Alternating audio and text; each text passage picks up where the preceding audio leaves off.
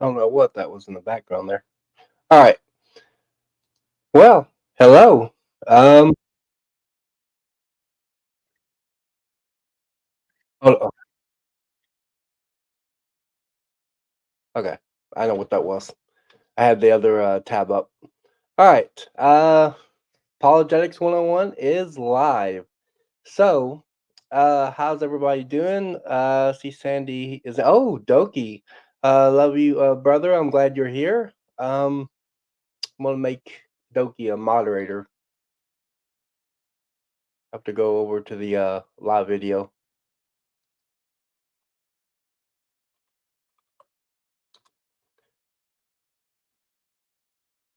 This is the first time I've ever been. Well, I've been live one other time, but it didn't really end very well because my internet connection. But this is the first time I've ever used live stream here. All right.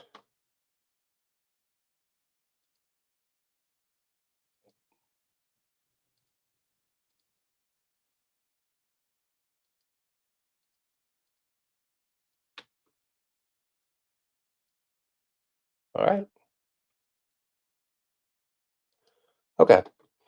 All right. Today we're doing the last episode of the Tomkins Controversy. It's a series that we've been doing for a while on Apologetics 101, and we've been discussing essentially the Tompkins had come up with like 5 studies uh, between 2011 and 2018 where he presented where he was coming up with these numbers that were like somewhere in between the in the 80s. He did come up with a 70% number in his 2013 paper because of a bug in his algorithm, but that got fixed later, and the study was redone in 2015. Now, evolutionists have this view where they believe that if something is similar, like if biological organisms are similar, then they are related. And so, obviously, in their view, the more similar something is, the more related they are.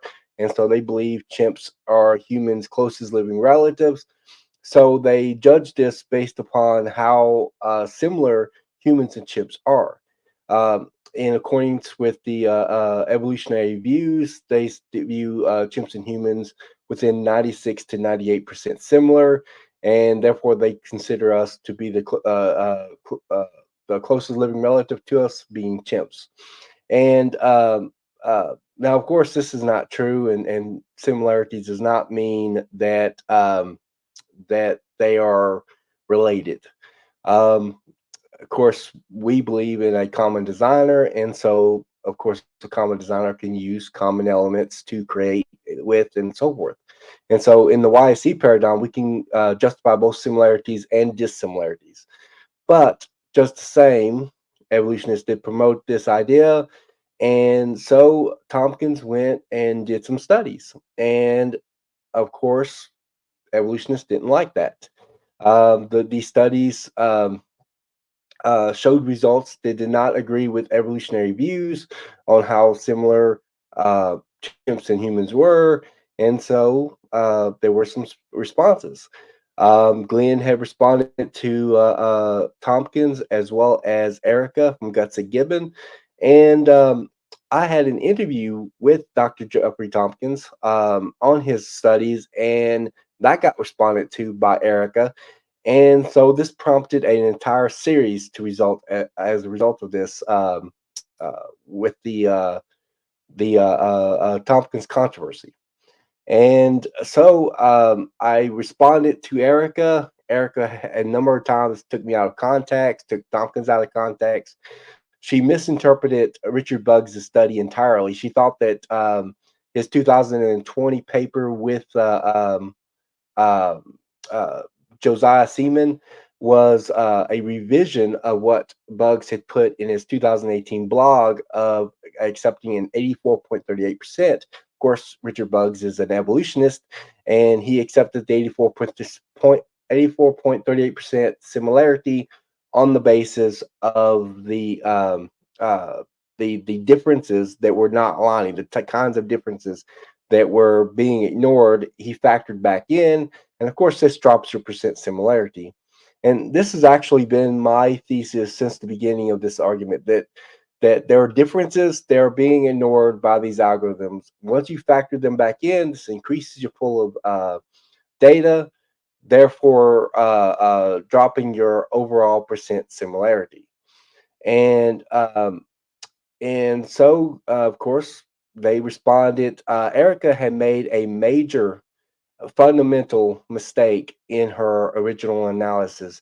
I originally had realized this and reported on it. I was the first to report on it, that I thought that she was doing this with her self to self analysis, where she was, of course, if you got like all these spurious alignments, and and they're not 100% in length, they're just like partial alignments and stuff. And if you take them and average them all out, yeah, you're going to get less than 100% on yourself to self. And in which case, Tompkins wasn't doing that. This came out later and admitted by Erica. She was not using a parameter called max HSPS1, which is necessary so you can only get the best alignment. Instead, she's getting all these other spurious hits. Another discovery was made by Dr. Rob Carter concerning a program that Erica had in her script that averaged out all of these results. And so she had averaged out potentially millions of spurious hits. That's why she got less than 100% on self to self. This also rendered all of her other results bogus. She does redo her experiments, but she does so assuming Glenn Williamson's argument, which Glenn argued that Tompkins was dividing by the quarry length, that he was taking a percent of the quarry. Now, it turns out that Tompkins did not do this, as confirmed through a number of emails from Dr. Jeffrey Tompkins, as well as in Dr. Jeffrey Tompkins' papers, 2013 papers, 2016 paper, and Glenn tried to argue that he thought Tompkins was lying, but he had no actual evidence of Tompkins lying. On top of that, plus he misunderstood some things that Tompkins had put in his GitHub account. So does this become obvious as well? And Tompkins confirmed that he misunderstood what he had put in his GitHub account. And so, ironically, he believed that Tompkins was being honest in his GitHub account, but not honest in his emails and his papers. So that was special pleading. So that didn't work out. That had end up with lots of layers and layers of problems with it as well. So, and what ends up happening is that we wind up not being able. A lot of the analysis that were coming up with by these critics, we were not able to trust. Uh, Glenn came up with a position that we had to weight the data, and a lot of times you got people like Dapper Dinosaur and Glenn claiming that Tompkins can't do math. That's silly. He is a scientist. Obviously, he's taking his fair share of math courses. He knows how to do math. That's not a problem. That's a red herring. The issue is really not whether he knows how to do math. The issue is weighting appropriate. Sorry, but is weighting appropriate? That's the question. It's not. It's irrelevant whether he could do math or not. Obviously, he can. This is basic math. That's not the issue. The issue is whether weighting is appropriate or inappropriate. Um, uh, Erica made the statement that Tompkins, being a geneticist, didn't know to weight his data or weight his sequences, but that assumes the appropriateness of weighting in every case. It's not always appropriate. It depends on your data distribution. It depends on the what's going on with your data. And there's actually too much going on with his data. It was bimodal. Over half of his data over half of the queries didn't even align. Like 66% of them didn't even align. And so there's all sorts of stuff going on with this data. There's actually more that I discovered as well. I think Carter's position on Tompkins' 2018 paper, I think there was just there were wonky stuff going on with his 2018 study. But as Tompkins himself would admit, Richard Buggs does have the best study on this in terms of that. And Tompkins also admitted to me that he did not look into the differences that did not align. That was not the goal or purpose of his study. So, so I think personally, I think that every geneticist ought to look into these differences they're not aligning. I really do. These algorithms, BLAST, NUTMER, LAST-Z, they're designed to look for similarities. They're designed to look for sameness. So they don't set they're not trying to look for differences. You can have differences within an alignment, but that does not mean that that you're going to it doesn't mean you're gonna have you ain't gonna be able to have like large scale differences. If you have large scale differences, it's not gonna find an alignment. That's just fact. Um, and so I take the position that I think the 96 to 98% number is artificial. It gives you the impression that there's only 2 to 4% difference between us and chimps. As Dr. I want to say his name is Luminow. He's the one who came up with bones of contentions. And as he's put in his book, a commonsensical interpretation would suggest that there's something wrong with that number because you can just look at us and chimps and can tell there's more than just 2 to 4% different. And there's tons and tons of differences they're not aligning as a result. Um, Now, looking forward, um, I plan to try to start moving away from this subject matter. I am starting a new series that's coming up. It's called Are We Apes? So it's similar. It's a spin-off series to the Genesis series, and it's going to be replacing the Tomkins Controversy, and it's coming out in August.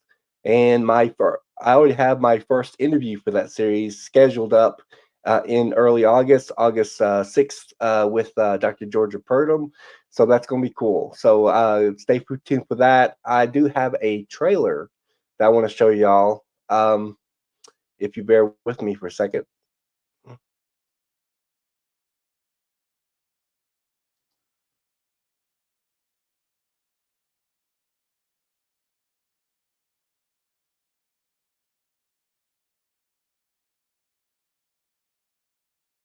Hello, my gentle and, of course, very modern apes.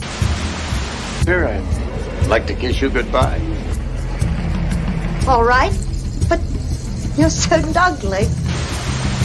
Human beings are not just related to apes, but actually are. This is a primate. And so is this. And so is this. And so is this. Hey, that's me. We are still hominids. We're still primates, mammals, tetrapods.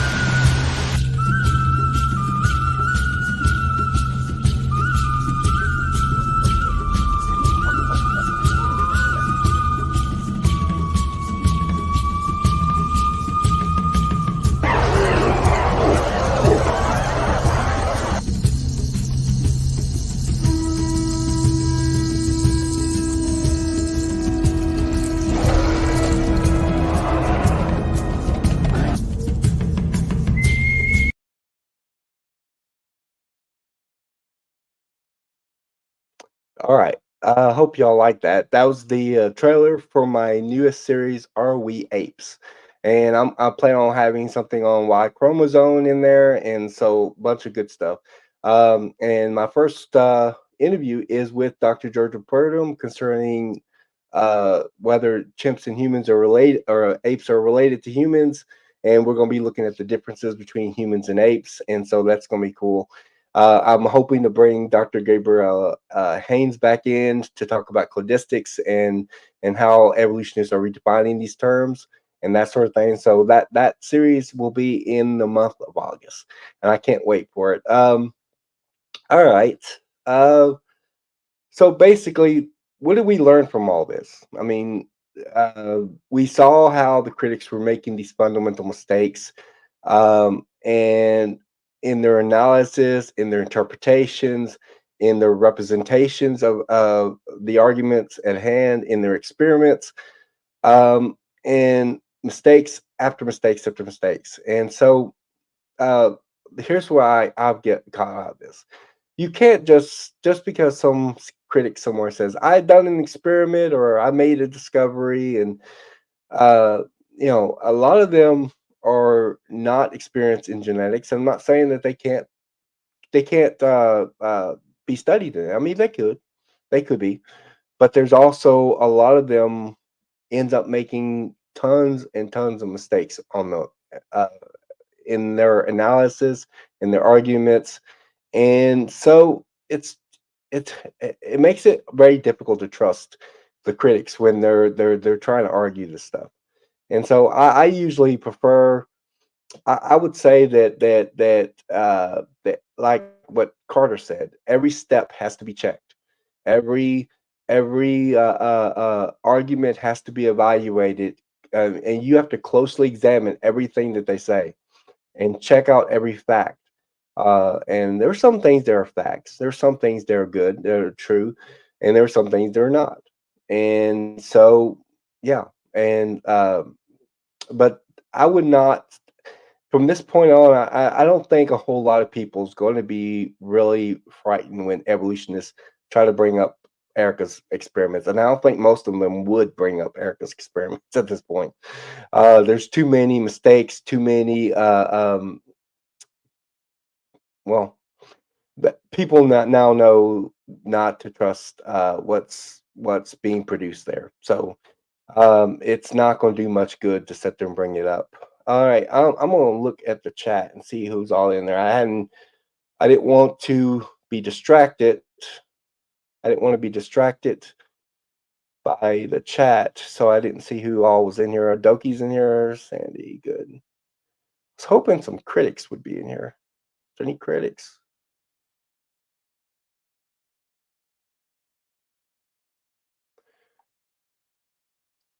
Oh, I don't see no critics. That's interesting. All right. Sandy and Doki, thank you for showing up. I appreciate that. The final episode of the Tomkins Controversy.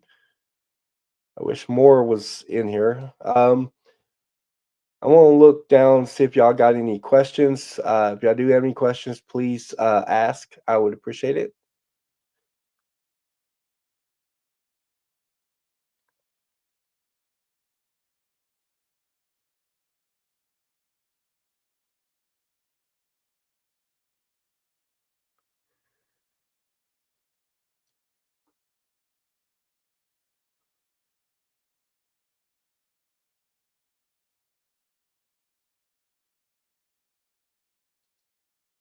Here's a question. Who designed BLAST? That was designed by NCBI. I can't remember what the abbreviation stands for. It's a company. I don't know if they work for the government. What's going on with that, but I do know that the name of the company is NCBI. That's who designed Blast, including all versions of Blast. Blast N, Blast P, whatever the case may be.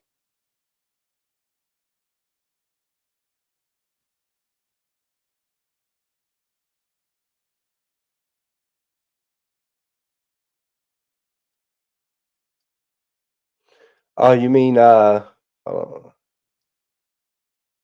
yes, do you mean Dr. Georgia Purdom and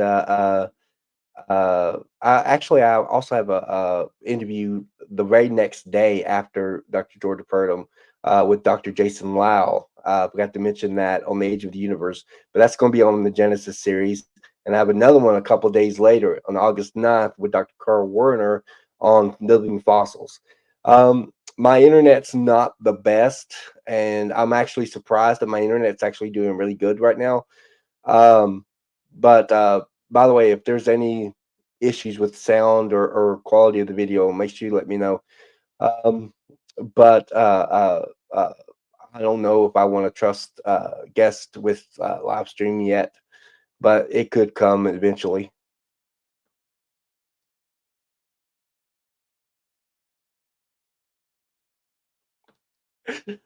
Sandy and I are the critics today.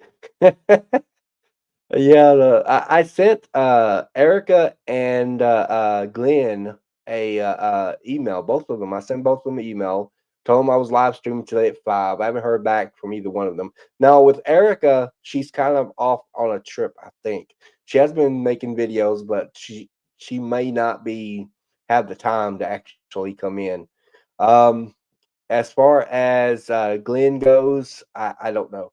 He lives pretty far away. I'm not gonna say where he lives, but he lives pretty far away, so his time zone is quite different from mine. So I don't know if that's going to impact if he shows up or not, or maybe he decides to watch it later. But uh, I'm sure y'all would make a great devil's advocate there, Doki.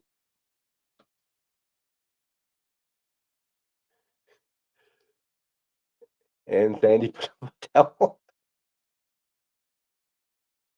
All right.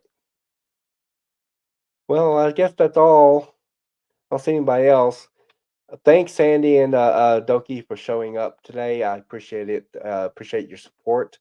I'm not used to doing live streams, and so a lot of people that are subscribers to my channel is probably not expecting me to do a live video because I normally don't do live videos, and that's what I was kind of afraid would happen. Is that most people don't know that I'm doing something live. I try to promote it as best I could. I sent out some. Oh, Standing for Truth, awesome. Donnie's here. Donnie, I'm gonna make you a moderator if that's all right.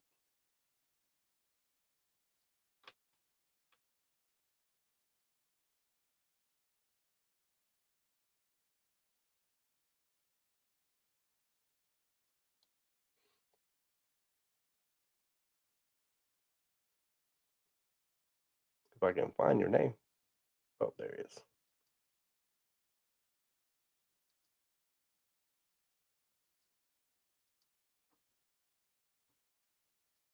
All right. Thank you, brother. I appreciate your support.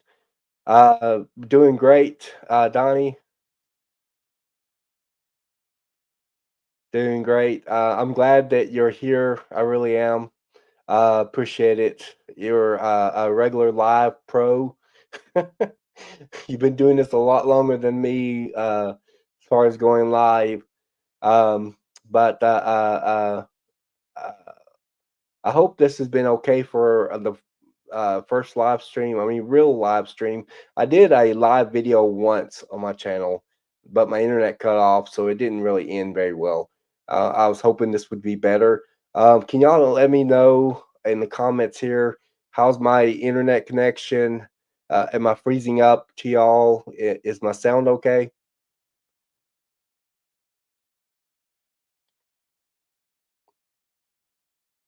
Am I coming in good?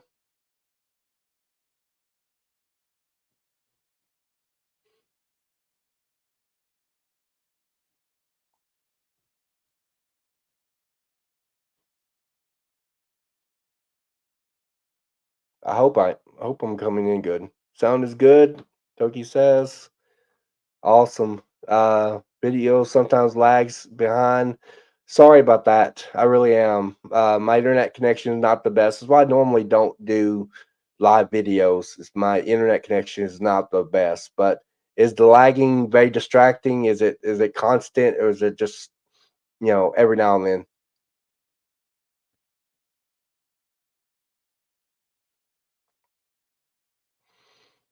Because I'm hoping that it's not too much of a problem.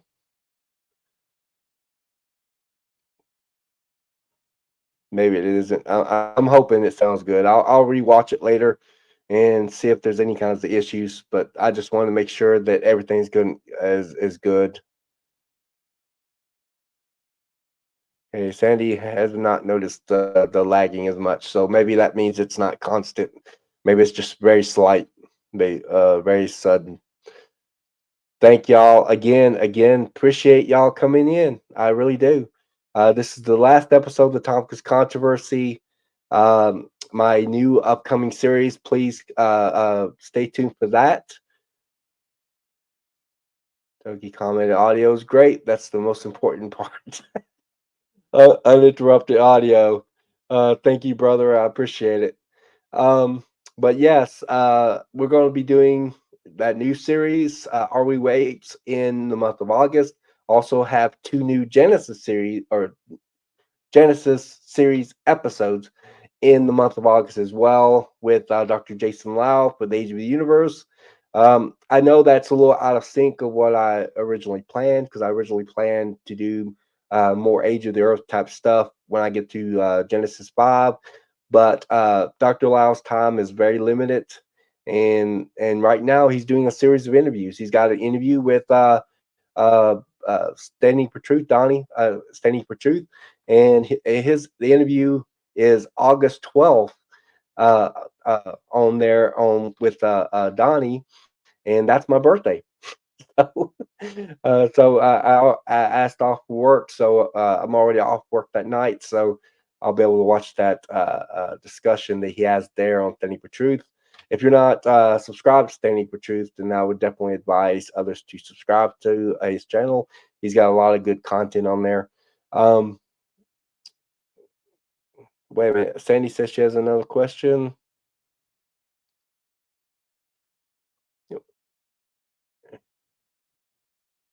Says, can you explain what is meant by weighted? Read the blast algorithms. Um, Weighting is it's actually comes from mathematics. It refers to basically what they're essentially arguing for is that the longer sequence should be more significant than a shorter sequence. So if you've got a shorter sequence and it's 70% similar, but a longer sequence has 98% similar, then we should make the longer sequence more important than this shorter sequence. It doesn't mean the shorter sequence doesn't take into effect, but it takes into account how the length of the sequences. Since the contigs were different lengths in Tompkins's 2018 paper, they tried to argue that Tompkins needed to weight these sequences, and that would only be the case if Tompkins's data was in such a way that would make weighting appropriate, because there was so much stuff going on with Tompkins's data. There was issues involved with his the data distribution was actually bimodal, and so there was some stuff that was going on with the data um, that needed to be looked into and evaluated. Carter's been has been sending me a series of experiments recently in reference to the blast algorithm, and it's finding things on the wrong, or like in a chromosome, like you look in chromosome 2, and it would the results were, if I understand it correctly, the results were false. They get false readings and things like that. And he's been sending me a whole bunch of data on that. And so me and him has been conversing back and forth on that as well. So I find it interesting. I did a blast search the other day, not to make a video out of it, just because I like science, and Carter sent me his Python script he had, and I said, "Oh, I got Python, and I got Blast." So I end up using Carter's Python script to blast some results, and so. But anyway, that was fun. But anyway, but weighting just refers to taking certain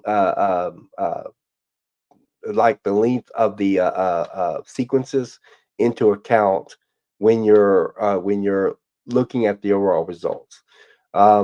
But weighting does not necessarily mean it's going to result into an accurate result. It just depends on what's going on with your data. Usually, when someone has bimodal data in statistics, that usually means there's two groups of data, and so there's two groups of data going on in Tompkins's data. That's kind of weird because we're trying to figure out the overall percent similarity between chimps and humans, and you can't have chimps and humans both 70% similar and 96 to something percent similar. So something's weird's going on in this data, and it was it was an oddity, and so the weighting just was not an appropriate method. I'm not saying averaging it out was appropriate, but weighting definitely wasn't appropriate. But that's what weighting is. That's there. It comes from mathematics. It's not a genetic term per se. It comes from mathematics.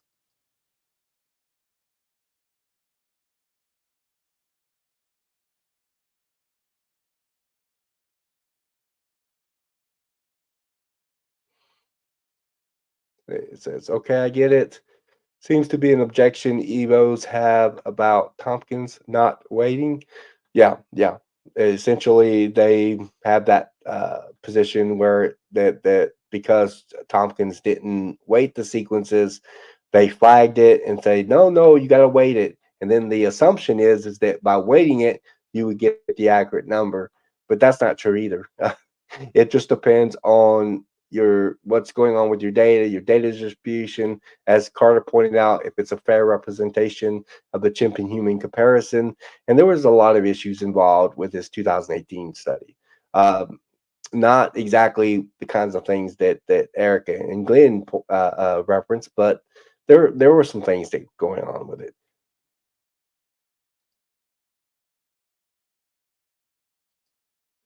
See, I guess the above 90% similarity is still in textbooks.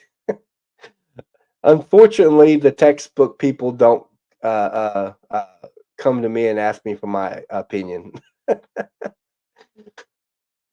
They ignore me completely. But I'm assuming so, yeah. But but geneticists most of them recognize the fact that these algorithms only design to look for similarities, look for sameness, and so there's a lot of differences. I don't know if the evolutionist is just assuming that the differences are small and therefore they're considered in the blast results, and therefore there's no differences at all. They're being factored out. I don't know if that's their position or not. The vast majority of the critics that I raised this argument to, like almost all of them except one, and I'll tell you who that other person is, but all of them except one, even Dr. Dan Cardinal from Creation Myths, would not, and even Erica from Guts and Gibbon would not respond to that objection when I bring it up. None of them would. But there was one critic that did try to respond to it, and that's Glenn Williamson from Brewhip. He's the only one that actually tries to respond to it. I gotta give him props for that, but it does fell on factual grounds.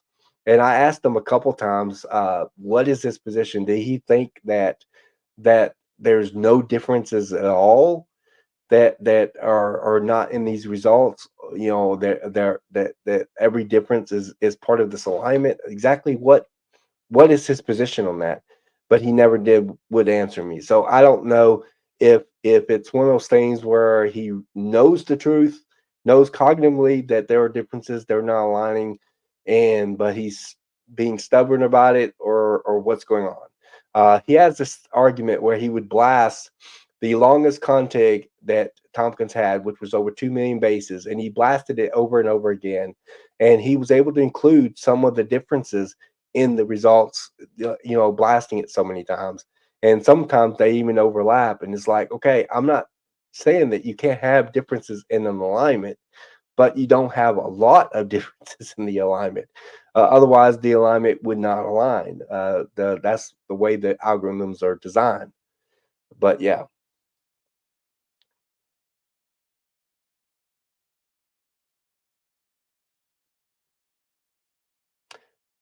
Hey, I'm trying to read that your name there. Is that Nevistar Hydrax, Emperor of the Zenith Empire?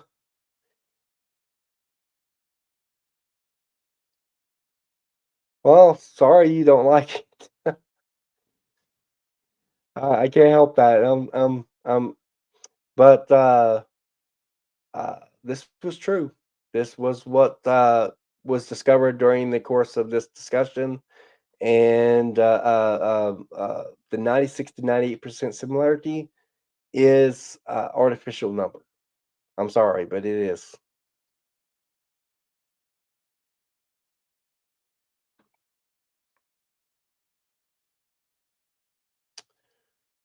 See, has Ruhev consented to publicly sharing his name? His name is known publicly all right across. His he's been known by his first and last name. And Glenn doesn't mind his first and last name being revealed. I actually have Glenn on email. We talk all the time. So yeah, he doesn't mind his name being an email. His name is publicly and widely acknowledged. But thanks for the concern, Ruhip, or thank you, Sir Doki. But yeah, Ruhip doesn't mind his name being public.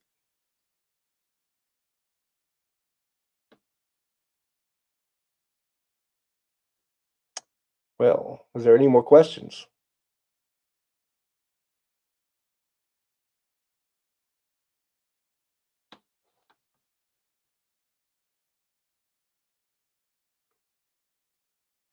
No problem.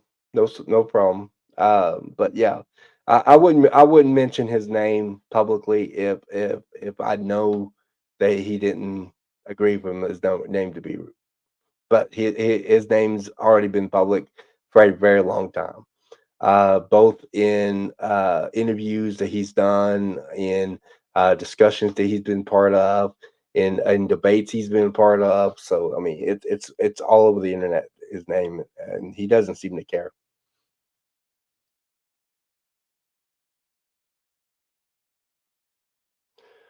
Oh, who is Richard Buggs?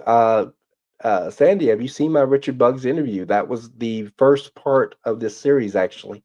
Dr. Richard Buggs is a theistic evolutionist. Um, he is not a young Earth creationist, but he does hold to the position of evolution. He works in Queen Mary University up in England.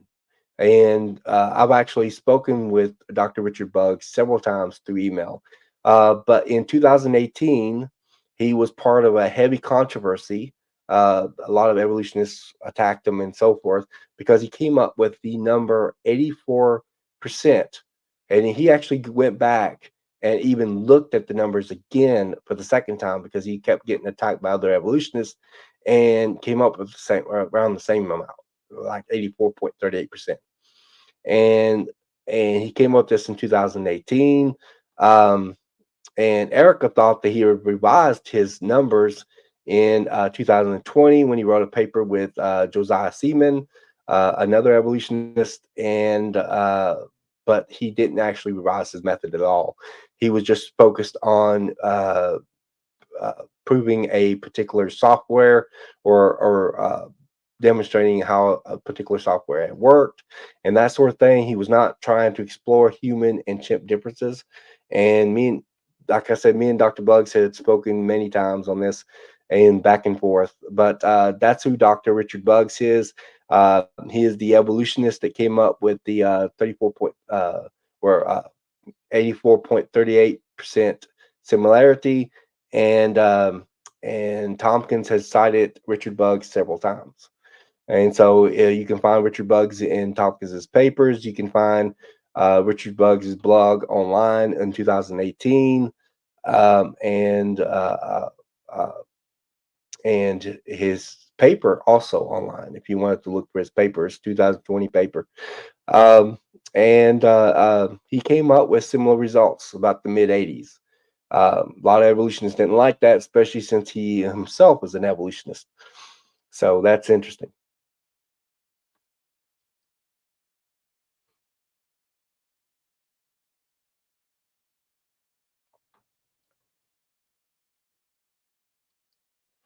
Absolutely. Thanks, Sandy. I appreciate that. It's the like I said, it's part one of this series, and it did talk about Richard Buggs, Dr. Richard Buggs.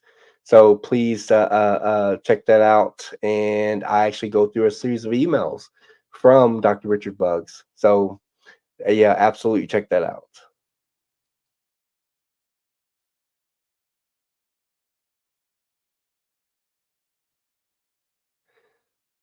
All right. Um, yes. How y'all liking this? Do y'all want to me see me do more live streams?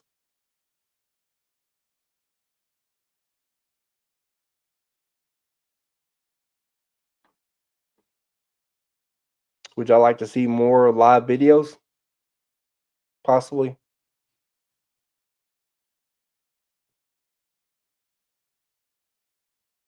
Awesome.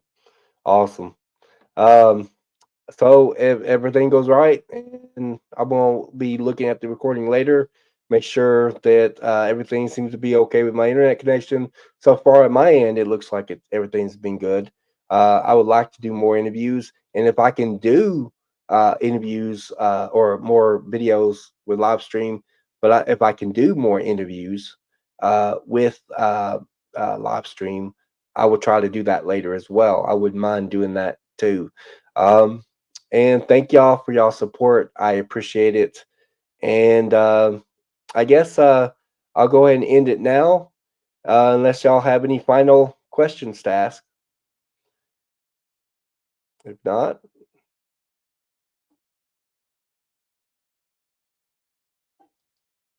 here's one. Did you see the idea Doki had about doing more clips for shorts? On this chat, no, I didn't see that one. Yeah, I wouldn't mind doing that.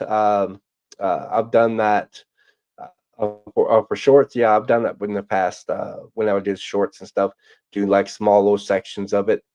Um, so yeah, I wouldn't mind doing that. Uh, doing small sections for shorts. Now, there's a way to do it in StreamYard where you can actually choose it in such a way that it will actually break up the sections of the video into clips or something like that. I have to look into that and see how to do that. But I think that's what Donnie does whenever he sits there and breaks up portions of his live streams into various videos. All right. So we're going to end it now. And uh, thank you for tuning in. I really appreciate it. This has been awesome. And I will see you next time. And this is Apologetics 101 signing off.